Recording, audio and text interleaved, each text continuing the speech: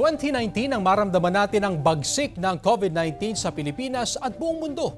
Makalipas po ang 5 taon, patuloy pa rin nakapagtatala ng kaso ng COVID-19. Ano nga ba ang latest sa sakit na ito at kamusta ang vaccination program ng gobyerno? Kaugnay niyan, makakasama natin ang Disease Prevention and Control Section Head ng DOH Center for Health Development Region 1, si Dr. Ruel Bobis.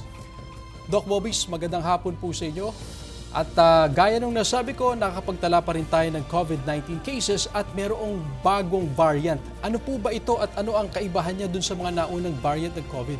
Yes, tama po kayo. No? Meron po tayong flirt variant ng COVID-19 na nakikita po natin no, sa ibang bansa.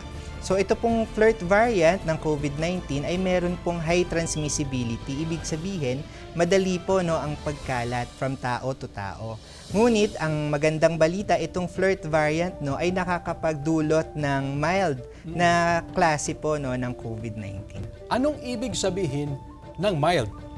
Ang ibig po sabihin no, ng mild symptoms ay pag-ubo, lagnat, at hindi po sila nahihirapan no, na huminga. Pero sino po ang mga lantad?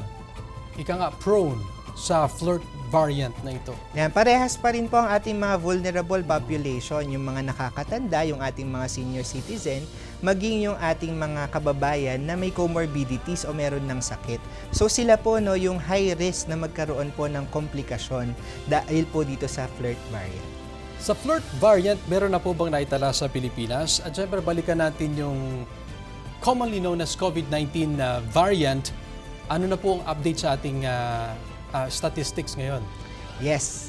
Fortunately, no, ayon po sa mga resulta na pinapadala po sa atin ng Philippine Genomic Center, wala pa po tayong naitatalang flirt variant dito po sa ating region, maging po no, sa buong Pilipinas. Kaya kung matatandaan nyo po, nagpalabas ng memorandum no, ang ating Bureau of Quarantine na naghihigpit sa surveillance po no, ng mga papasok para maiwasan po natin ang pagkakaroon ng flirt variant sa ating bansa. Yung sa vaccination na Dr. Bobis, effective pa rin ito sa lahat ng variant ng COVID?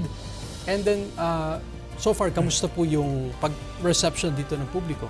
Yes, sa ating pong vaccination, tama kayo, effective po ito no, sa lahat po ng variant ng COVID-19. Okay. Although sa ngayon, no, medyo naka-on hold ang ating vaccination dahil sa pag-lift po ng emergency ng COVID-19.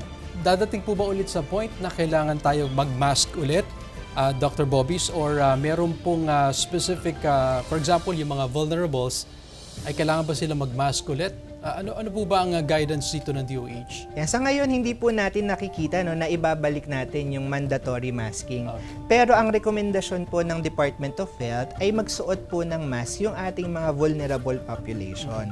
So yung ating pong mga nakakatanda, yung may mga comorbidities po, lagi po nating nire-recommend na sila po no, ay magkaroon ng mask para maprotektahan po sila.